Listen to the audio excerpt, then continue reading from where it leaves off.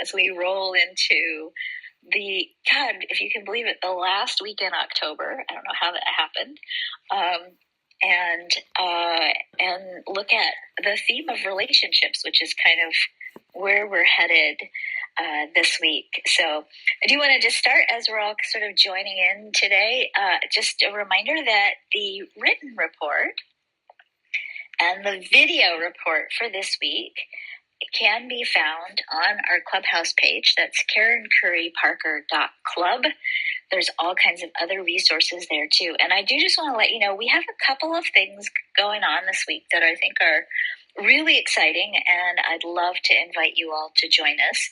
The first thing that we have going on this week, and Kristen, I don't know if the links of this are on the Clubhouse page, are they? They are. Oh, of course they are, because you're always on it. So I try.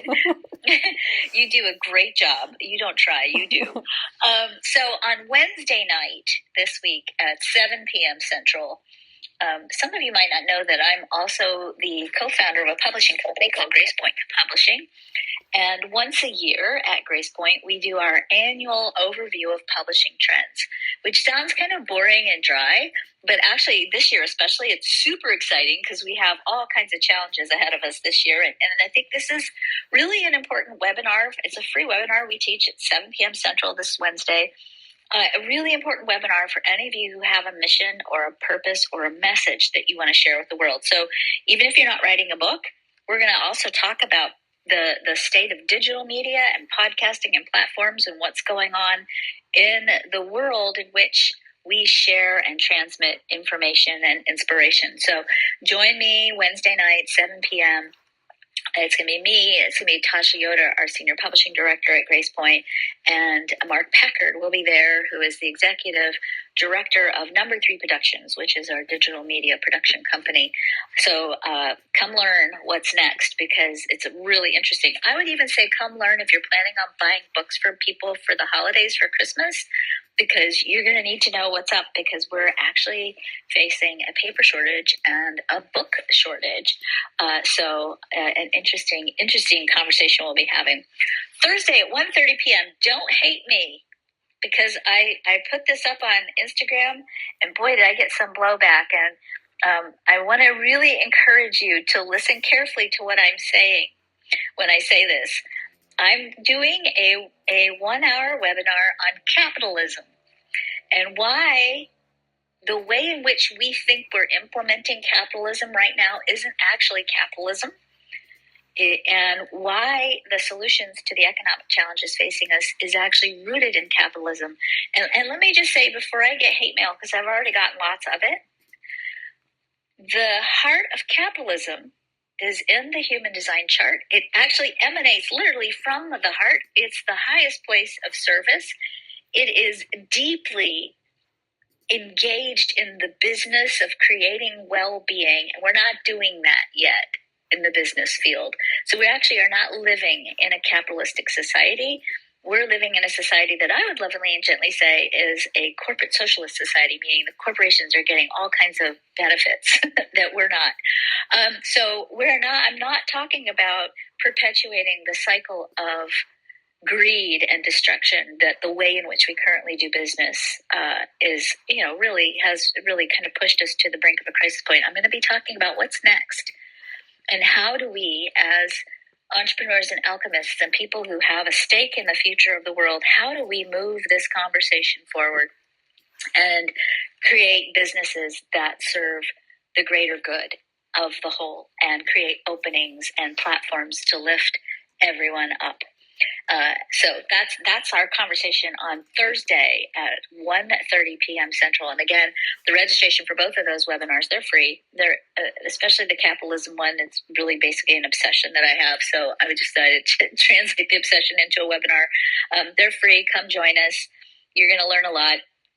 And next week, starting on Monday, we have a 7-day Quantum Human Design Coach Challenge starting. Again, that's also free. Just an exploration of your coaching business, or if you want to become a coach, an exploration of how human design impacts your coaching business and things you need to know to really deepen your connection with your purpose and your coaching practice. All right, that's it. That's all I want to talk about. Other than, again, gentle reminder, KarenCurryParker.club. Go there. You can get the written report. You can watch the video. And there's all kinds of other cool stuff on there that Kristen posts all the time. So, all right. I was really happy this week that the evolution report was only 2,300 words instead of the 3,500 words it's been the last couple of weeks. So it doesn't mean there's not a lot going on. There is, but I think, and hopefully some of you are starting to feel this, there's a little bit of the lightening of some of the heaviness of the last couple of months. And certainly for many of us, many of you, you may be feeling that, hey, there's a little bit of momentum happening. We're still in the shadow of Mercury. We got one more week of sort of getting a redo on communication and everything we learned from our inner contemplations. I definitely expect this week to see a continued expose, if you will, of truth and what is truth and hidden truths. I think we actually are seeing it again this morning on in the news with Facebook yet again, being kind of having its covers pulled on some of the things it's been up to or facilitated and allowed. So anyway, all right. So this week we're going to talk about relationships, and that's our big theme for the week, relationships, and not just personal relationships, but this week I want to do an overview of the relationships between the planets. So when I teach people how to read a chart professionally, you inevitably have to start with the parts of the chart. There's kind of no way around that. But if you only learn the parts of the chart and you don't learn how those parts relate to each other, you're not going to be very good at the art of chart reading. So it's really important that you understand, whether you're looking at the celestial weather or you're looking at your chart, that your chart is a synthesis of all the parts. And it's in the synthesis of all those parts that you find the true story of who you are. So if we strictly look at a planet out of context of the planetary theme, of missing the full story of the that have an interdependent role in weaving together the tapestry of the story of the evolution of humanity. So the planets that often bring us the greatest challenges are catalytic events. And this is true in your personal chart as well as in the celestial weather. The planets that really oftentimes bring us catalytic cycles, cataclysmic cycles, sort of sometimes, disruptions, challenges, but disruptions and challenges and even catalytic events that help us mature are Mars, Saturn, Chiron, and sometimes, especially if you look at it on a more collective level, Uranus. And in fact, Uranus right now, highlighting the position of Taurus, is really shaking things up for us on many levels. Uranus, in this cycle that it's in, and has been for the last couple of years and will continue to be in for the next couple of years, Uranus is really inviting us to explore whether the infrastructure of our collective reality is actually serving the greatest good of the whole. And of course it's not. And so things are shaking apart, and they're shaking apart because we have to bring things back together in a new way that reflects more deeply the idea that we're each and every one of us inherently valuable because we exist. So if you look at the placement of Mars, Saturn, Chiron, and even Uranus in your personal chart, they're going to teach you a lot about the themes that you have to master as part of highlighting your own personal growth. The same is also true in the celestial weather. So when we look at the big picture of the transits, a lot of times I'm looking at Mars, Saturn, and Chiron, and oftentimes also Uranus, because usually when I'm looking at the celestial weather, I'm looking at the big picture for all of us, and I always want to know, where's the challenge? Because it's the challenge that promises to disrupt the old narrative, create space for something new, something better, and allows us to really explore what do we need to master to really make that leap from our old story to our new story, or from our old paradigm to our new paradigm. So Mars this week highlights the gate 50, the gate of nurturing. Saturn highlights the gate 41, the gate of imagination. And Chiron is in the gate 21, the gate of self-regulation. So if I put these three themes together in a story, it really gives us all a big understanding of the current maturing themes that we're grappling with. So we are struggling right now to try to control. I could just stop right there and say we're struggling to try to control things that are really kind of out of control, right? So we're struggling to try to control. We're trying to hold on to old values. And if we're doing our homework, not only are we grappling with what do we need to hold on to, what do we need to let go, we're also imagining and we're dreaming and we're having fantasies about what could possibly be next. So I was telling my husband in the car this morning, I said, I feel like I'm riding around with my, a wet finger and sort of holding it up in the wind to feel like which way is the wind blowing. And I'm really trying to get clarity about what's next, right? The shadow of this energy is that it leaves us sometimes having fantasies about what we think other people are doing, right? We're projecting, we're having fantasies that oftentimes, is an artifact of our own lack of self-worth, right? And we're wanting to control other people because we think that if we can control these people over here, then we're protecting ourselves and we're protecting our value and we're protecting our values, right? So, in this dynamic, and you can kind of see this dynamic playing out in the collective in a really big way, right? It's like we want to overregulate and over-control and control everybody. And of course, this theme of control is up, and this theme of control can feel like I'm being controlled, or these regulations can be about how do we regulate the inner and outer environment to keep us all safe. And of course, it really is a big, jumbled, giant question mark at this point. And of course, because of other factors in this chart, and because of really the intensity of the tribal nature of these energies, we're really, kind of circling up into these groups that are unifying around these really core primal ideas, and really maybe not necessarily doing as good a job as we could be doing in finding the bridge between these two encampments. So we're really at a tension point between the old and the new. And of course, the only way to get through this challenge, because these gates also contain a code for us, the gate 21 Chiron position is control, but it's also letting go. Right? So that's the other spectrum, the other end of the spectrum of this archetype. So we're really learning to let go, to redefine our values, and redefine what we consider to be valuable. And so that's been the task for us for the last 2 years, big time. That's really what Uranus has been saying. Uranus has been coming around saying, you guys, this whole competition, scarcity, lack, who gets to the top first, survival of the fittest mindset, it's not working for you guys. It's not creating an enduring, sustainable way of being on this planet. We got to clean this up, right? And those of us who are failing to do the inner work around our own value are blind to not only our own value, we're also become blind to other people's values, and then we circle up the wagon because now we think we're not enough, and so there isn't enough as a reflection of our own not enoughness, and it holds us back from being able to take the next right step of expanding and moving towards unification and cohesion and organization and complexity, the way the cosmos actually is sort of biased towards organizing itself.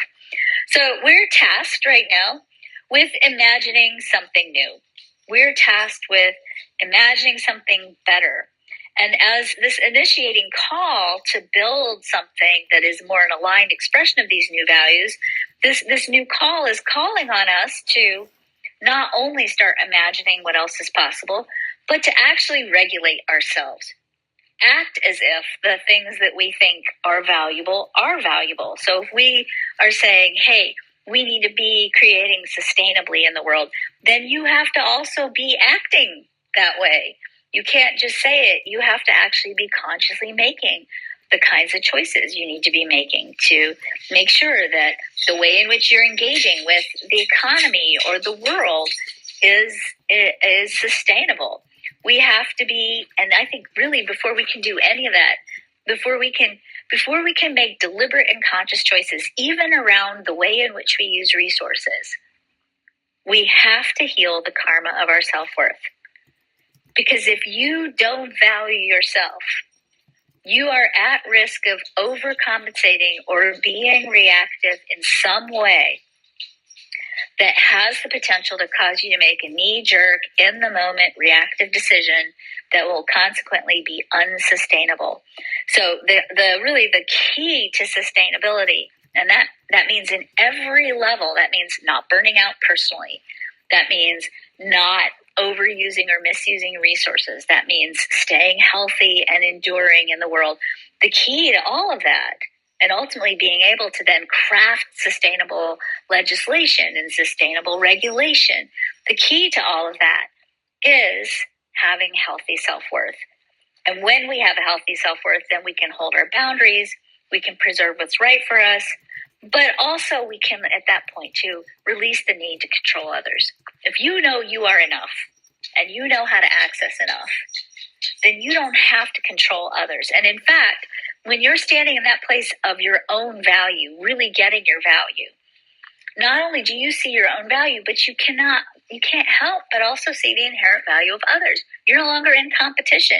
You're no longer having to overuse your ego to overcompensate for the inner sense of enoughness or lack of enoughness.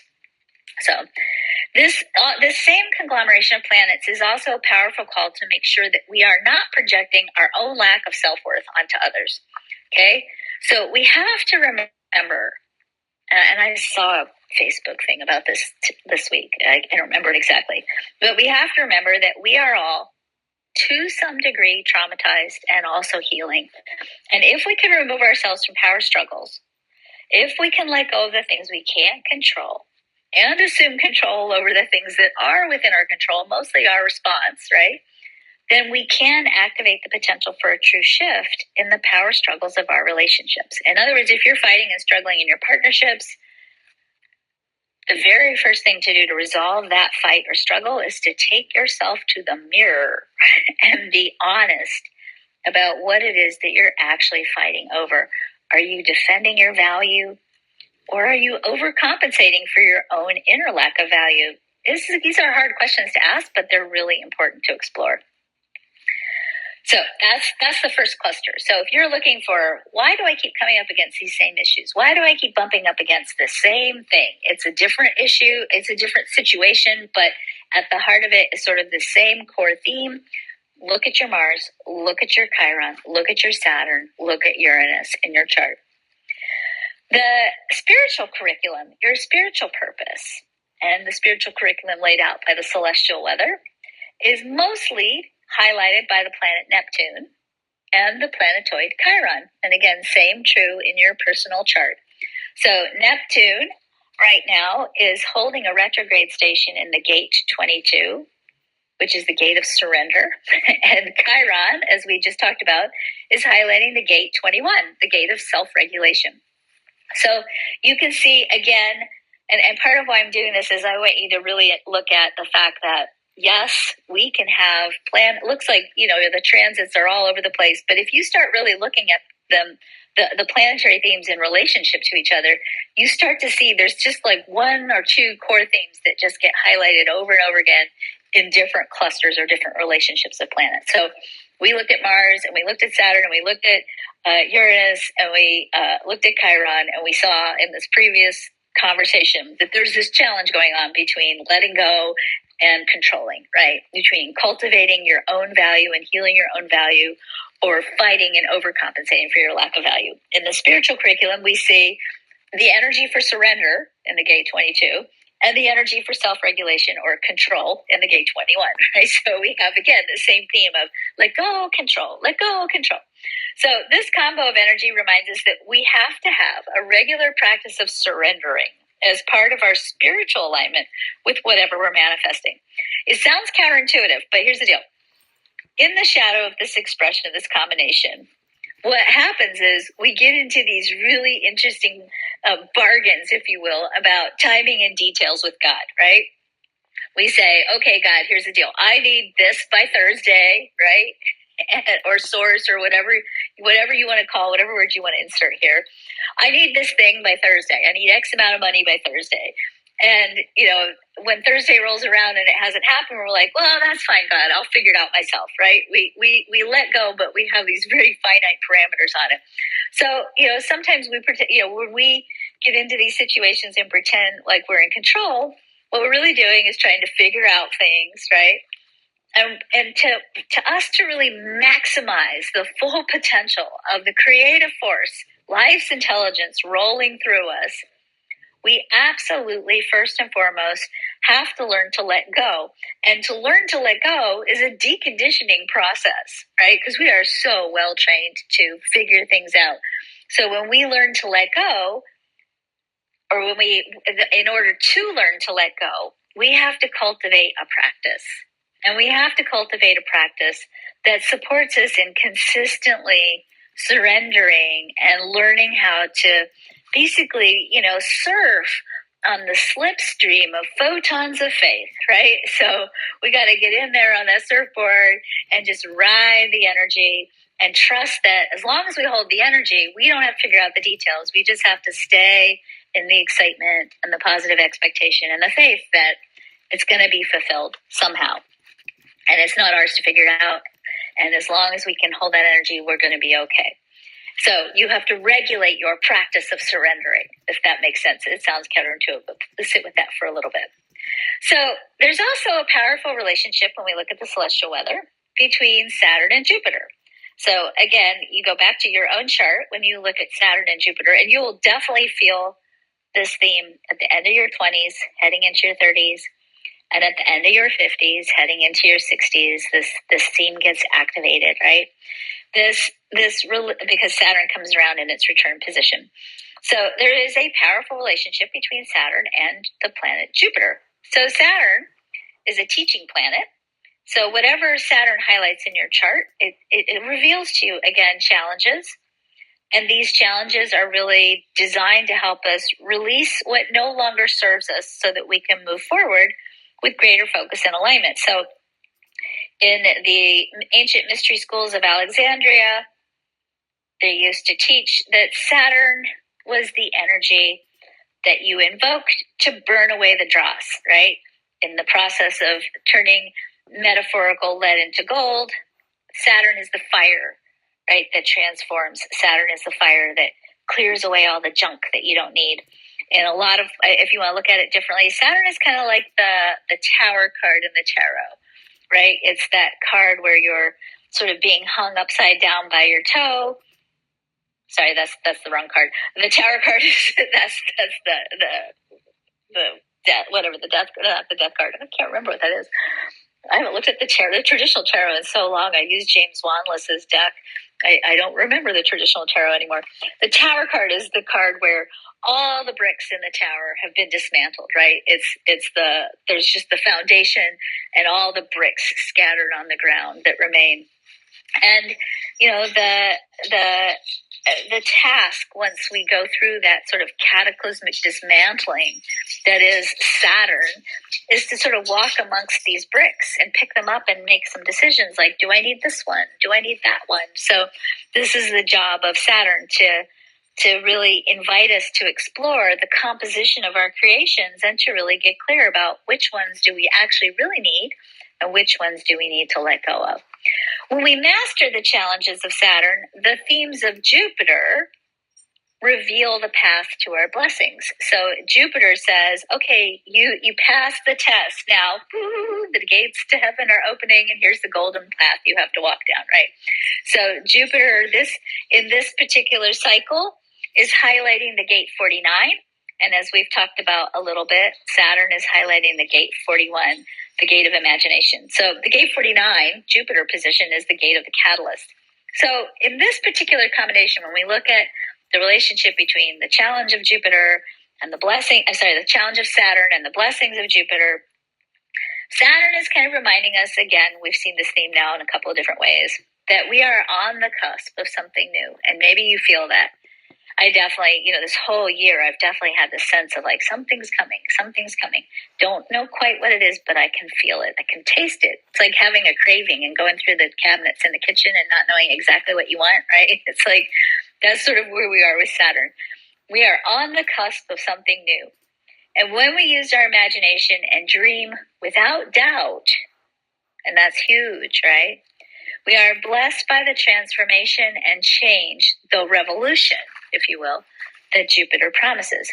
If we fail to dream, then Jupiter promises to pull the rug out from under our feet and remind us that change and expansion are inevitable. Okay, so the bottom line here is that we can either go kicking and screaming into our future, or we can steer the direction that we're headed. And the way in which we steer the direction in which we are headed is we have to have a good dream. We have to have a vision of what's possible, of what's next. Even if I would even say not what's possible, because the minute we start thinking possible is the minute we start trying to figure it out, but rather a dream about what is next. And I certainly would say for us, if we look at the long-term planetary transits, there's a lot of good stuff ahead of us in the next decade. There's a lot of potential for us to really reframe and realign the way in which we're living on this planet to make it become the expression of the true story of the heart of humanity. But the choice point for us right now, and I just had a really long and interesting conversation with somebody who is a very prominent leader in the human design community, who we're getting ready to publish her book in the next little bit. And she really believes in sort of the apocalypse and that the future of the world is not going to be beautiful. And I do want to say that if we look at the planetary transits and we interpret them, certainly in the shadow of what's ahead, I don't think in 10 years, if you went from now to 10 years from now and looked at the transits, you'd be like, oh, cool, we got this, right? But the transition point between where we are now and where we're headed has a lot of evolutionary momentum in it. Now, as I said, we're going to evolve. That part is inevitable. It's happening. There's nothing we can do about it. We're evolving. But the choice we have right now is to either go kicking or screaming into our future or steer the direction by having a good dream. Using that dream, that narrative, to build the scaffolding of the energy field, the prayer field of intention, so that when we are walking through our lives, we've already pre-programmed ourselves. We've pre-programmed the reticular activating system. We've pre-programmed the electromagnetic resonance field of our heart to start noticing the opportunities, the possibilities, the unfolding of the plan that matches the dream we're holding. And so, the beautiful part is that, of course, evolution is sort of pre-programmed into the nature of the cosmos. We are designed to move towards coherence, complexity, and expansion. I'm getting ready this week to interview Irvin Laszlo, who talks a lot about sort of the bias and the programming of the cosmos towards coherence, complexity, and expansion. He's going to be, I'll tell you when I release the podcast interview in a couple of weeks. The bottom line is we can either allow life's intelligence to flow through us and point us towards our growth, or we can resist. And we do. And we will either arrive on the doorstep of our blessings depleted, exhausted, and blind, or open, enlivened, and willing to embrace the blessings right in front of our faces. All right, Venus and Mars. Let's talk about Venus and Mars. So Venus and Mars represent our relationship energy, our personal relationship energy. And Mercury shows us that our communication and, of course, our communication challenges that we have to overcome if we're going to create true interdependence and well-being in our partnerships. So, again, just a gentle reminder, we're still in the shadow of Mercury retrograde. So we're still passing through all the gates that were highlighted in the retrograde cycle.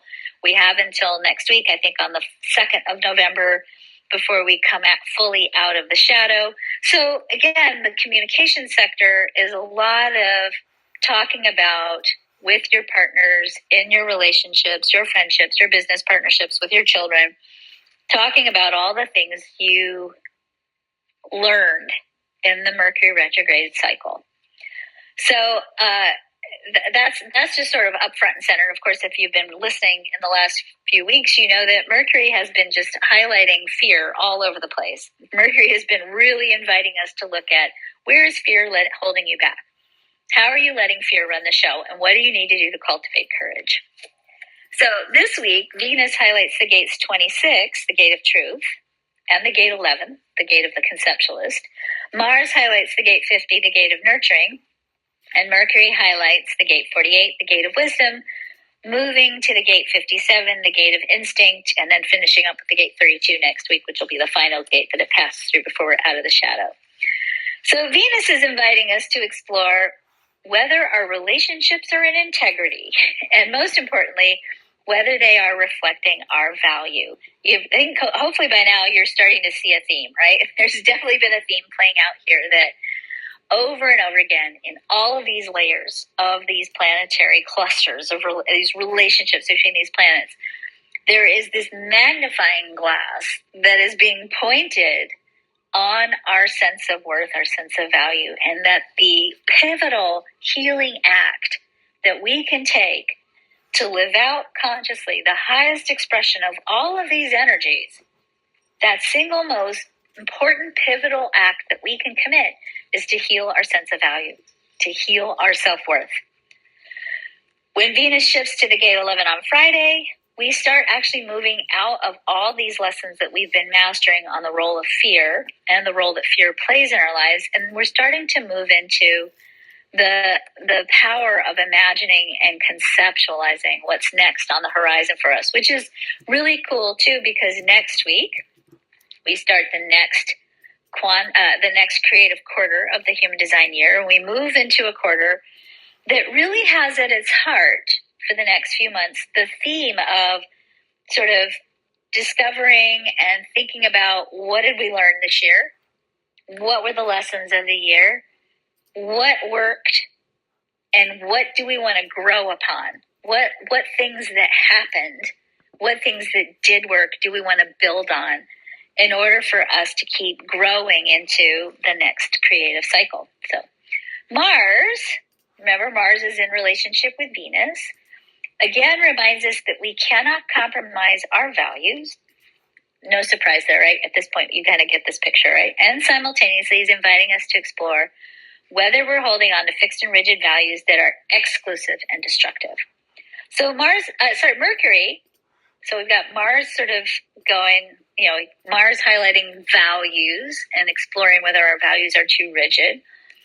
Mercury comes along and says, okay, let's let go of our fear. We got to let go of all these places where we've held ourselves back, where we haven't been breathing into the depth of our belly, right? Where we've been panicking and holding on tight. We have to let go of our fears. We have to cultivate courage. We are sharing our fears and whispering words of encouragement in our relationships with each other. We have at our disposal with this energy the ability to not only break ourselves free, but to actually lean over and whisper to your partners, your beloveds, your loved ones, your children, your family, your friends, your people. We have the opportunity with this energy to help others break free from the wounds of the past and to really put our hands on each other's back, lift each other up, and play big so that we can fill fully our right place in the cosmic plan. So it's a really sweet time to reach out to each other, to be kind to each other, to really lift each other up. So just again, quick reminder before we move forward and talk about some of the other planets. A written version of this is on my KarenCurryParker.club page. So if you go there, you can get a written report. There's a video that goes along with it. And of course, some opportunities to sign up for some webinars that we've got this week that'll give you some important information for how you can continue to deepen your connection to your sense of worth, your values, and continue to explore what is actually up on the planet right now. So obviously so far, everything we've talked about has the potential to kick our behinds. And certainly when we look at this in the context of relationship energy, the real red flag here, if you will, is a warning. And that warning is, do not settle for less than what you deserve in your relationships and in your life in general. So Uranus moves into the gate 24, the gate of blessings, on Monday, today, and reminds us, again, same theme, do not settle for less than what you deserve, and also find the gifts and the blessings from your past experiences. And don't get so lost in the question of, why did this happen to me? Instead, ask yourself, why did this happen for me? Okay, and I really just want to say, when I say this, because I really want to be mindful. I am not in any way condoning anything disrespectful, harmful, traumatic, repressive. I am not condoning any of those kinds of actions when I say this statement. And I think it's really important that we don't get so, let's find the blessings in this. We can't condone acts that violate people's sense of value. We cannot condone any act that does not hold that doesn't hold in the highest place the inherent value of every human being. Okay. I don't want to say but, I don't want to negate that anyway. And this is about learning how to release yourself from the continued narrative that puts you in a victim role in this event. Again, that doesn't mean that the circumstances of your outer reality have changed yet, but this is about learning to start setting clear visions and intentions around what you actually deserve. And it's probably way more than what you've allowed yourself to think. So I just want to make sure that we look at this in the context of, we're learning to find the blessings and the lessons. We are definitely still not condoning, hey, this happened for a reason. Okay, I can sit here as a Jewish woman and say, I can see that there were things that were learned from the Holocaust experience. As the first generation, my mother was born in this time, right? I can say there were things that came from this that were lessons, but it's not a condoning of the experience. And so learning to find those lessons continues to liberate yourself from the victim part of the story. And victimhood is part of what feeds the dark side of the karma of low value. And we don't want that for anyone anymore. We need to all be stepping into the idea that we are inherently valuable by virtue of our existence, period, the end. There's no metric, there's nothing you have to do, there's nothing you have to achieve, there's no number you have to cultivate. You're valuable because you exist, and so is every single sentient being on the planet. So, all right, the nodes show us the plot outline of the whole story.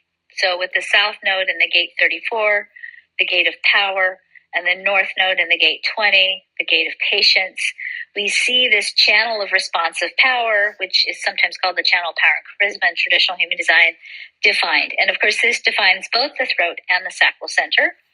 And the nature of how this channel functions is going to change as the chart changes in 2027. So currently, this is part of a circuit called the unifying circuit, or in traditional human design, the integration circuit. This channel defines the archetype of the manifesting generator. So this is where is the only channel in the entire chart where the sacral makes it directly to the throat without passing through another center. It is literally the most powerful channel in the body graph. It is sustainable manifesting energy or manifest generated energy. And of course, it carries with it the theme of sustainable responsive energy that is expressed in response to what's needed. Okay?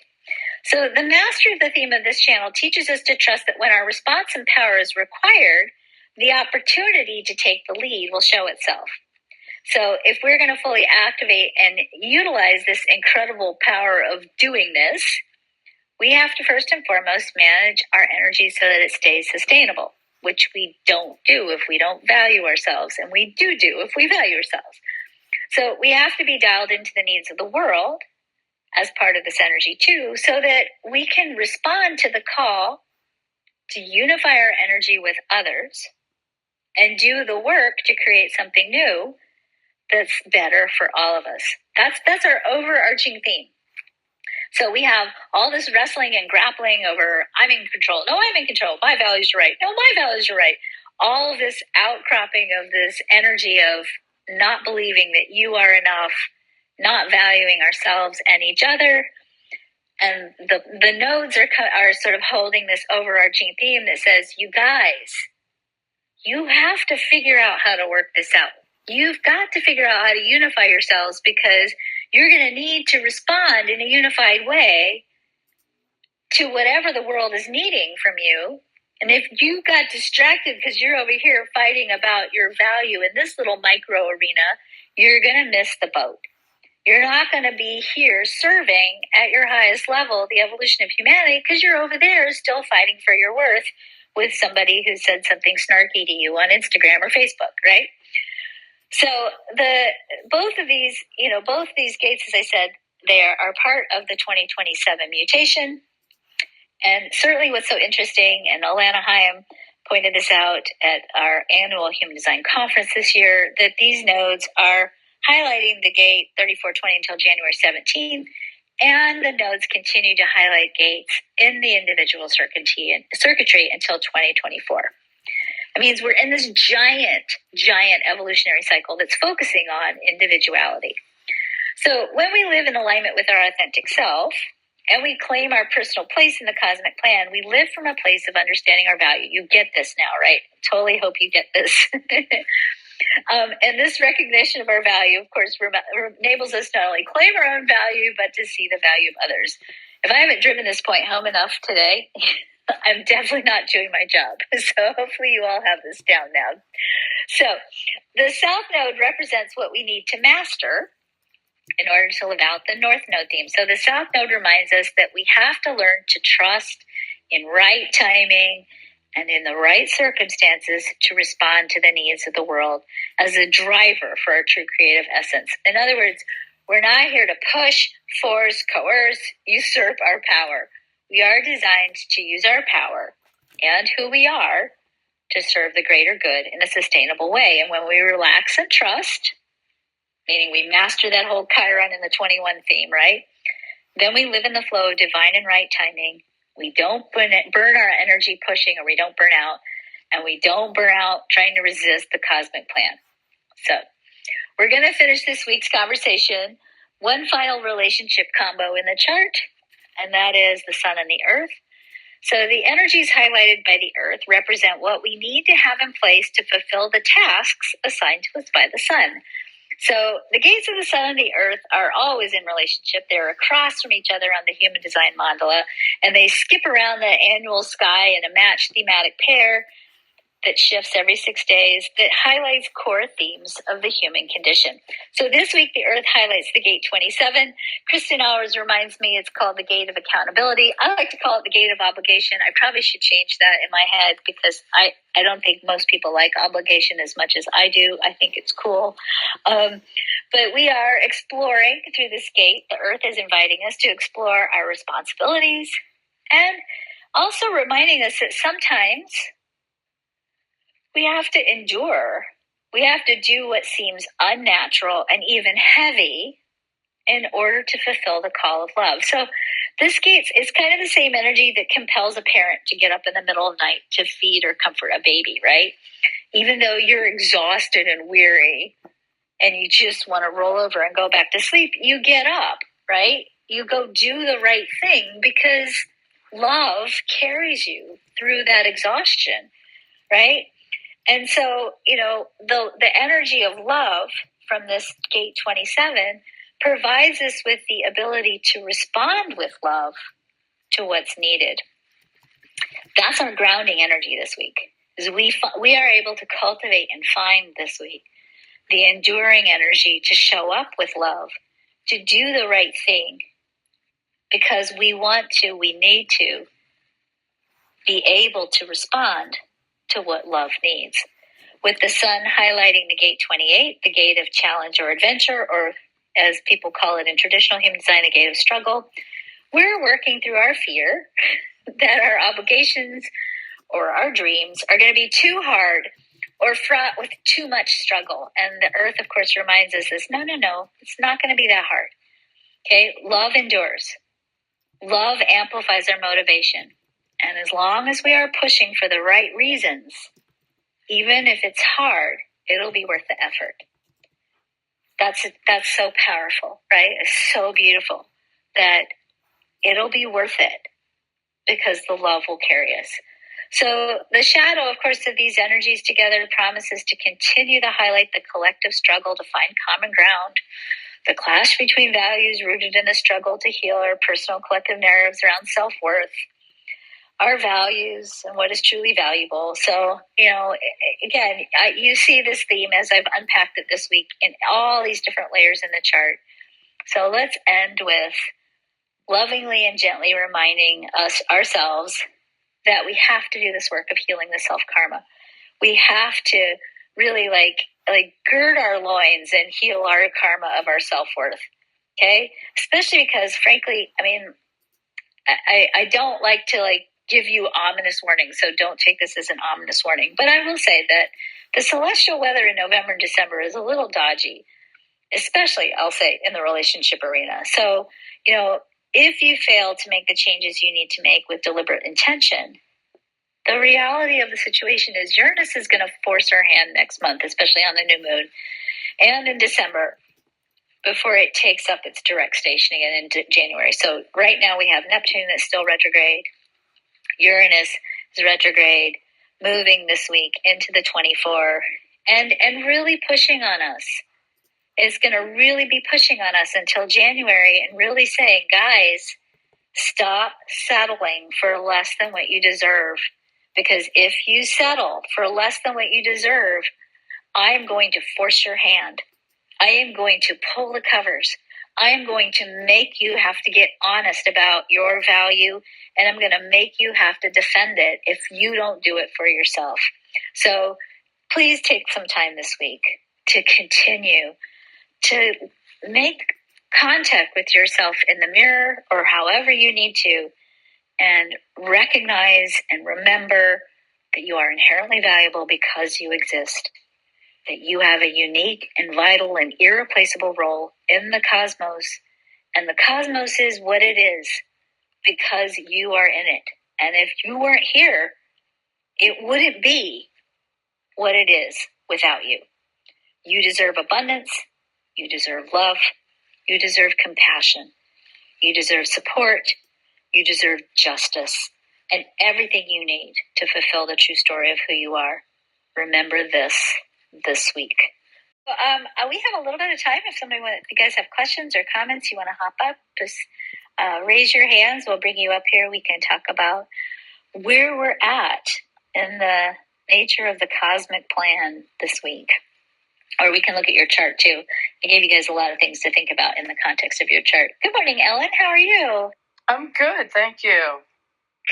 First time jumping up, so it looks like my microphone's on. Is that correct? Yay, we hear you. All right, let her rip.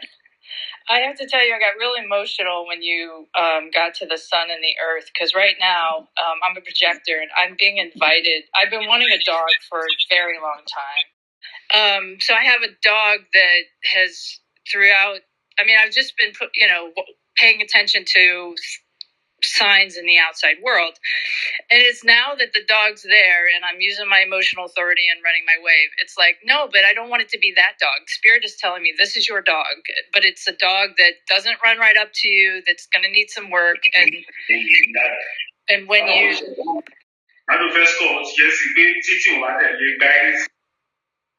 you said that part about the loving and to know that it's going to be okay and just trust, it was like, it just brought me to tears. I love that. And I look forward to more stories about your dog, Ellen. And I hear you. I definitely just feel like it has been a weird week where the universe has said, this over here, and my brain has been like, but no. So I honor you for listening to your gut and your intuition and practicing the continued process of letting go and embracing the challenge ahead. Yeah, because I've been waiting to be of service because I have the 25 in my Chiron. And I just feel like I'm being called to serve for this dog. He's 6. He's been in and out of homes. He's just, really been, just needs, I can tell he's super sensitive. So it's just like he needs a quiet space and someone who understands all of that. And so, but it's just like, there's a part of me that's just like, no, I want it to be easy. I don't want to have to go through all the work. But when you said about, you get up in the middle of the night for your child because that's what love's all about. So I just want to say thank you for every week doing this. My mental pressure has been out the roof. And so just hearing this was so super helpful for me today. So thank you for that. You're very welcome, Ellen. And I expect full updates on the dog. What's the dog's name? Dougie. Okay. I'm going to be hounding you for Dougie updates. Okay. No pun intended. I think I'm going to it feels like the right timing is to pick him up this weekend. So I'm getting everything ready for him and taking my time to prepare. I love it. Thank you, Ellen. All right. Thank you. Sure. Thank you. Sharon, hop out. I learned how to unmute myself. Hi. Woo, hello. Good. So first of all, let me see if I can guys hear the surf. I'm in Surf City, North Carolina. Nice. So I told you guys last week, working on that self-worth that I deserve a week off. I am here for a week, so I just wanted to update that. And also that last week, thank you for clarifying the calculation of the moon because it was totally my mistake. Because I didn't know we calculate at the hour of the full moon, so everything aligned with the full moon. It was indeed in gate 3. And with that, I'll jump to my question, which is kind of a common question. So I've been doing a lot of exploring that self-worth piece and how do I sit in it, etc. for, 3 years now, I would say. But definitely it's culminating. So thank you for everything today. But let me share a question. I'm just wondering if others are feeling the same, and I would love to hear, Karen, what you have to say. So I have a completely open, undefined ego with only 37 pointing at it, just a reminder. And I'm an emotional manifestor with 3955, and then all the stream of logic. So it's this push you, pull me, as Karen says, between, that fierce creativity and that logic that jumps in and is like, what are we making with this in the future, right? So my trauma, my creative trauma has been in that kind of chasm. And I guess, let me just distill the question and let you say what you feel. Having let go of ego in that place of, I will prove that I am big in the world with my creativity. I'm kind of in the void. And I've been for a long time just asking, how do I fuel still my desire to share? Because I definitely know I'm here to share, and impact. I'm an initiator. But I feel like it's very, very hard to let go of that wound around, I don't want to go back in the place of proving. So I don't know. I'm just grappling with that, trying to feel my way rather than figure out my way mentally. But that's a tension that I'm really just trying to, let go of that place of motivating myself to do the work. I just don't want to do anything out of forcing. So that's I'm wondering if you have some, what wise words you have to help with that, releasing that, to still find a place of coming out of my retreat, which I also have 33 in my conscious earth. So I'm like 19 and 33 in the 5th line, right? So, seeing everybody's needs and then knowing I need to retreat to be in my own self-worth. And I guess maybe now that I'm hearing myself, it's the fear that's not letting me come out and do. If I let you keep talking, you're going to figure this all out. I know. Okay, I'm going to stop though. No, so, I mean, I think there's a lot of things to answer with this, Sharon.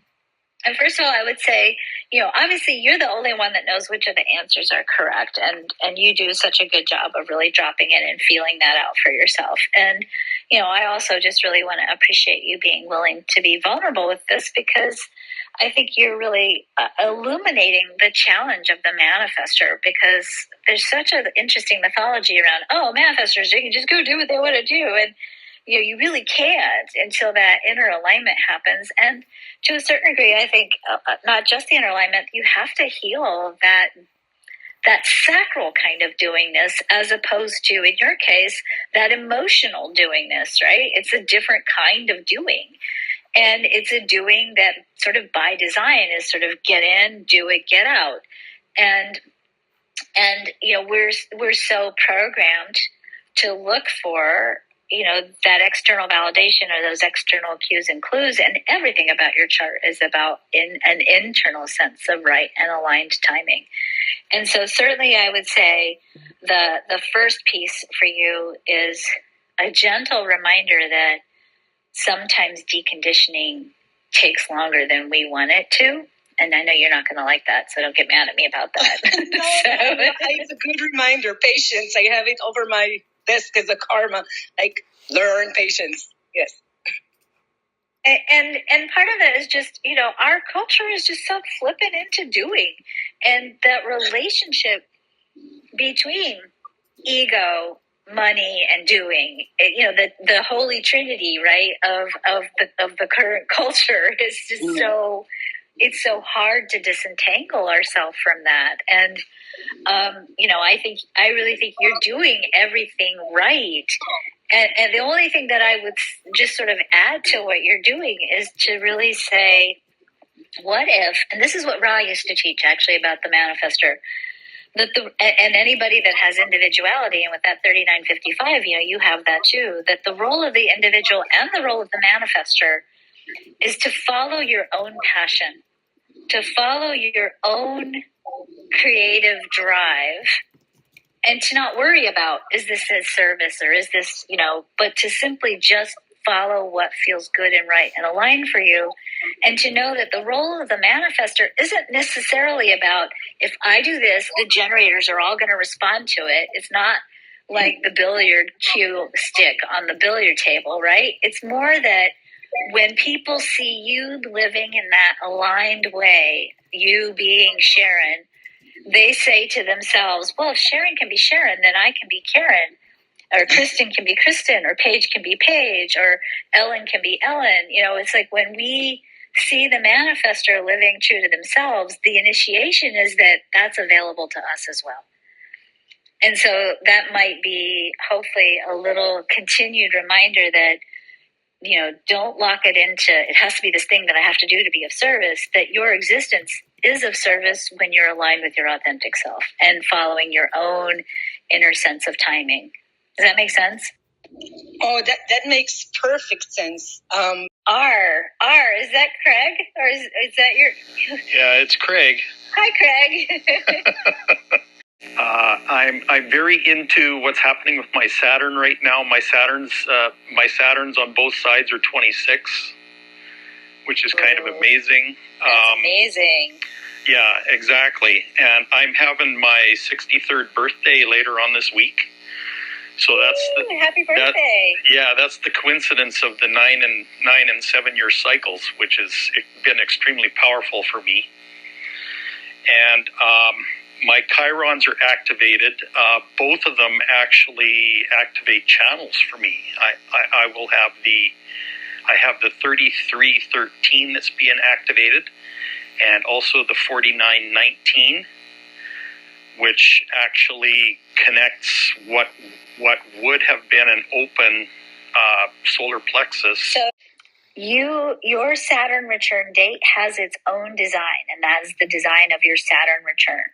And that's a really important chart for you to look at, because that chart's going to tell you a lot about the themes you're going to be playing with as you move through the Saturn cycle. And also maybe even get a return chart for your birthday this year. That'll give you some really interesting insights into what's up for you right now. I hope you all have a really, really good week. Thank you, Kristen, for holding space. All right. Thank you, darling. I'll see you all week, and I'll see you next week too. So you guys have a great week. Bye. Bye.